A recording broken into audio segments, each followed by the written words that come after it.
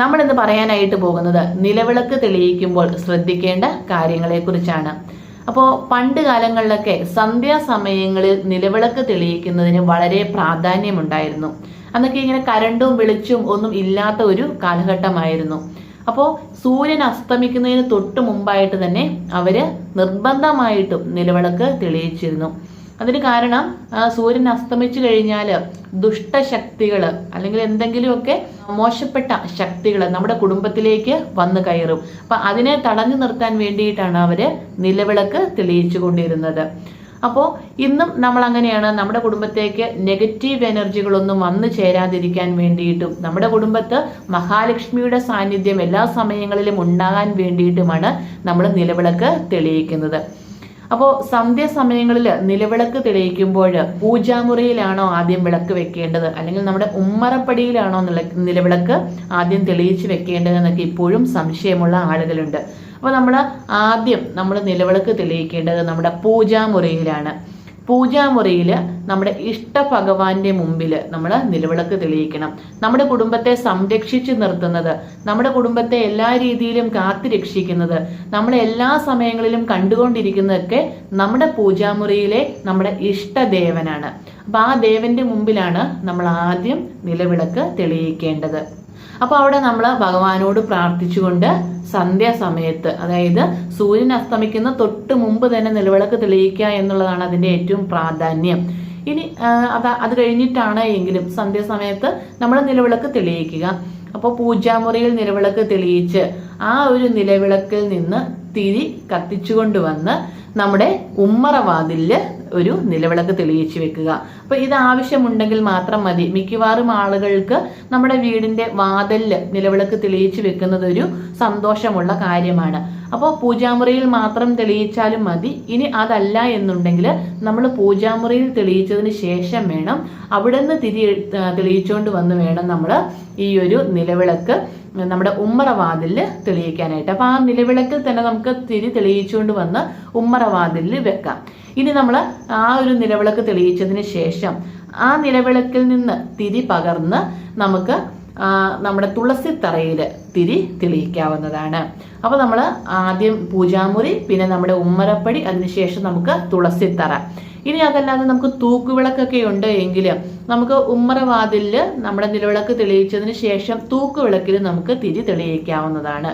അപ്പൊ നമ്മൾ തൂക്കുവിളക്കിലും തിരി തെളിയിച്ചതിന് ശേഷം പണ്ട് കാലങ്ങളിലൊക്കെ അടുക്കളയിൽ തിരി തെളിയിക്കുന്ന ഒരു ചടങ്ങുണ്ടായിരുന്നു. അപ്പൊ ഇപ്പൊ ഞാനത് പറയുന്നില്ല. കാരണം പല വീടുകളിലും മത്സ്യമാംസാദികളൊക്കെ കഴിക്കുന്ന ആളുകളാണ്, അത് ഉണ്ടാക്കുന്ന അടുക്കളയാണ്. അപ്പൊ അവിടെ തിരി തെളിയിക്കുന്നത് അത്ര ശ്രേഷ്ഠമായിട്ടുള്ള ഒരു കാര്യമല്ല. അപ്പം അടുക്കളയിൽ നമ്മൾ തിരി തെളിയിക്കണം എന്ന് ഇല്ല. അപ്പോൾ നമ്മളങ്ങനെ ശ്രേഷ്ഠതയില്ലാത്ത കാര്യങ്ങൾ ചെയ്യാതിരിക്കുക എന്നുള്ളതാണ്. അപ്പോൾ നമുക്കത് 100% സത്യസന്ധതയോടുകൂടി ചെയ്യാൻ പറ്റിയില്ലെങ്കിൽ അങ്ങനെയുള്ള കാര്യങ്ങൾ നമ്മൾ വിട്ടുകളയുന്നതാണ് നല്ലത്. നമുക്ക് ചെയ്യാൻ പറ്റുന്നത് മാത്രം നമ്മൾ ചെയ്താൽ മതിയാകും. അപ്പൊ അടുക്കളയിൽ തിരി വെക്കാൻ പറയാത്തത് ഞാൻ അതുകൊണ്ടാണ്.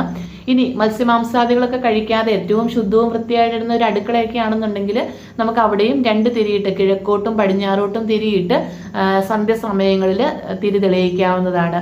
രാവിലെയാണെങ്കിൽ ചിരാതിനകത്തൊക്കെ കിഴക്കോട്ട് തിരി തെളിയിച്ച് ഒരു മൺചിരാതിനകത്ത് വിളക്ക് വെക്കാവുന്നതാണ്. അപ്പം അങ്ങനെയൊക്കെ അടുക്കളയിൽ ചെയ്യുന്നത് ശ്രേഷ്ഠതയുള്ള കാര്യം തന്നെയാണ്. ചെയ്യാൻ പറ്റുമെങ്കിൽ മാത്രമേ അതൊക്കെ ചെയ്യാൻ പാടുള്ളൂ. അപ്പോൾ ഈ രീതിയിൽ നമ്മൾ നിലവിളക്ക് തെളിയിക്കണം. അപ്പം അതിനുശേഷം എത്ര സമയമാണ് നമ്മൾ ഈ ഒരു നാമം ജപിക്കേണ്ടത്, അല്ലെങ്കിൽ എത്ര സമയമാണ് നമ്മൾ ഈ ഒരു വിളക്ക് തെളിയിച്ച് വെക്കേണ്ടത് എന്ന് ചോദിക്കുന്ന ആളുകളുണ്ട്. അപ്പോൾ ഏറ്റവും കുറഞ്ഞൊരു അരമണിക്കൂർ നമ്മൾ ഈ ഒരു നിലവിളക്ക് തെളിയിച്ചിരിക്കണം. അരമണിക്കൂർ എന്ന് പറയുന്നത് വളരെ കുറഞ്ഞ സമയമാണ്, ഏറ്റവും കുറഞ്ഞ സമയമാണ് ഞാൻ പറഞ്ഞത്. അരമണിക്കൂറെങ്കിലും നമ്മൾ നാമം ജപിക്കുകയും നിലവിളക്ക് നമ്മുടെ ആ ഒരു പൂജാമുറിയിലായാലും നമ്മുടെ ഉമ്മറവാതിലാണെങ്കിലും തെളിഞ്ഞു നിൽക്കണം. ആ സമയത്ത് ഒരു ദുഷ്ടശക്തികളും നമ്മുടെ കുടുംബത്തിലേക്ക് കയറാൻ പാടില്ല. അപ്പൊ ആ സന്ധ്യ മയങ്ങുന്ന സമയമാണ് നെഗറ്റീവ് എനർജി ധാരാളമായിട്ട് വന്നു ചേരുന്ന സമയം. അപ്പോൾ ഒരു നെഗറ്റീവ് എനർജിയും നമ്മുടെ കുടുംബത്തിലേക്ക് വരേണ്ട ആവശ്യമില്ല.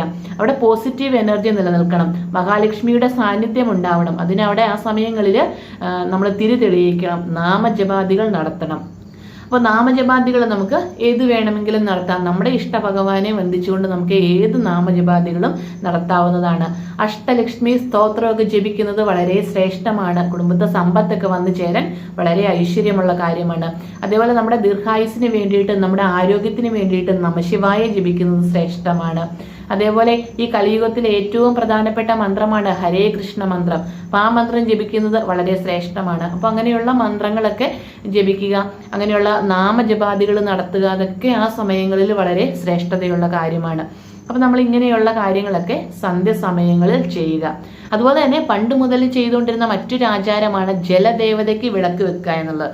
അപ്പോൾ ഈ കിണറൊക്കെ ഉള്ള വീട്ടിൽ കിഴക്കോട്ട് ദർശനമായിട്ട് ഒരു ചിരാതിലൊക്കെ തിരി തെളിയിക്കും, അല്ലെങ്കിൽ ചിരാതില്ലെങ്കിലും വെറുതെ ആണെങ്കിലും ഒരു തിരി കത്തിച്ച് അങ്ങനെ ആ ഒരു കിണറിൻ്റെ കരയിൽ വെച്ചിരിക്കും. അത് ജലദേവതയെ സ്മരിച്ചുകൊണ്ട് വെക്കുന്ന ഒരു തിരിയാണ്. അപ്പോൾ അങ്ങനെയും ഒക്കെ ചെയ്യാറുണ്ട്. അപ്പോൾ ഇതൊക്കെ ശ്രേഷ്ഠതയുള്ള കാര്യങ്ങളാണ്.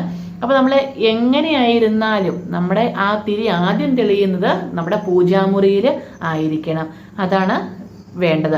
ഇനി പൂജാമുറി ഇല്ലാത്ത ആളുകളാണെങ്കിൽ നമ്മൾ നിലവിളക്ക് വെക്കുന്ന ഒരു സ്ഥലമുണ്ടല്ലോ, അവിടെ ഒരു ഭഗവാന്റെ ഫോട്ടോയോ ഒക്കെ ഉണ്ടാവുമല്ലോ. അപ്പോൾ അവിടുന്ന് തിരി തെളിയിച്ചു കൊണ്ടുവന്ന് നമ്മുടെ ഉമ്മറവാതിലിൽ വെക്കുക കേട്ടോ.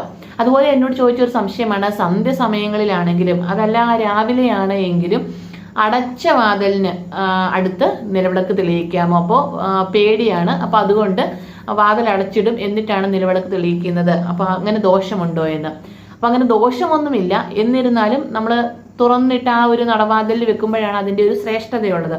അപ്പോൾ അങ്ങനെയാണെങ്കിൽ നിങ്ങൾ ആ ഒരു സമയത്ത് നിങ്ങൾ വീട്ടിൽ തന്നെയുള്ളൂ, അല്ല അങ്ങനെ പുറത്ത് വെക്കാനുള്ള ബുദ്ധിമുട്ടുണ്ട് ഒക്കെ അങ്ങനെ ഉണ്ടെങ്കിൽ ആ സമയത്ത് നിങ്ങൾ അവിടെ നിലവിളക്ക് വെക്കണ്ട. നിങ്ങളുടെ പൂജാമുറിയിലോ അതല്ലെങ്കിൽ നിങ്ങളുടെ ആ ഇഷ്ടഭഗവാന്റെ ഫോട്ടോ ഇരിക്കുന്ന എവിടെയോ അവിടെ നിലവിളക്ക് വെച്ച് നാമം ജപിച്ചാൽ മതി. എവിടെ നിലവിളക്ക് വെച്ച് നാമം ജപിച്ചാലും അവിടെ ആ ഒരു ഈശ്വരാധീനം നിറഞ്ഞു നിൽക്കും. അപ്പം നമ്മൾ ഒരു ദിവസം പ്രാർത്ഥിക്കുന്ന അതേ സ്ഥലത്ത് തന്നെ അടുത്ത ദിവസവും നാമം ജപിക്കാൻ വേണ്ടിയിട്ട് ശ്രദ്ധിക്കണം. അപ്പോൾ ഒരേ സമയത്ത് ഒരേ സ്ഥലത്ത് സ്ഥിരമായിട്ടിരുന്ന് നാമം ജപിക്കുമ്പോൾ അവിടെ ഒരു പ്രത്യേക എനർജി ഉണ്ടാവും, അവിടെ പ്രത്യേക ഒരു ഈശ്വരാധീനം ഉണ്ടാവും. അപ്പം നമ്മൾ വെറും തറയിലിരുന്ന് നാമം ജപിക്കാനായിട്ട് പാടില്ല. ഒന്നിലൊരു പീഠത്തിലിരിക്കുക, അതല്ലെങ്കിൽ പായയൊക്കെ വിരിച്ചിട്ട് അതിലിരിക്കുക. വെറും നിലത്തിരുന്ന് കഴിഞ്ഞിട്ടുണ്ടെങ്കിൽ നമ്മുടെ ശരീരത്തിൻ്റെ ആ ഒരു എനർജിയും കൂടെ ആ ഭൂമിയിലേക്ക് നഷ്ടപ്പെട്ടു പോകുമെന്നാണ് പറയുന്നത്. അപ്പോൾ അതുകൊണ്ട് അങ്ങനെ നഷ്ടപ്പെടാതിരിക്കാനായിട്ട് നമ്മൾ എന്ത് ചെയ്യണം, ഒരു പായിലോ പീഠത്തിലോ ഒക്കെ ഇരുന്ന് വേണം നാമം ജപിക്കാനായിട്ട്. അപ്പം അത് നമ്മൾ ആ നടവാതിലിൽ തന്നെ ഇരിക്കണം എന്ന് ഒരു നിർബന്ധവും ഇല്ല കേട്ടോ. ഇനിയും നിങ്ങൾക്ക് എന്തെങ്കിലും സംശയമുണ്ടെങ്കിൽ കമൻറ്റ് ബോക്സിൽ ചോദിക്കാവുന്നതാണ് കേട്ടോ. അപ്പോൾ എല്ലാവരെയും ഈശ്വരൻ അനുഗ്രഹിക്കട്ടെ എന്ന് പ്രാർത്ഥിച്ചുകൊണ്ട് നല്ലൊരു വീഡിയോയുമായിട്ട് നമുക്ക് വീണ്ടും കാണാം. നന്ദി, നമസ്കാരം.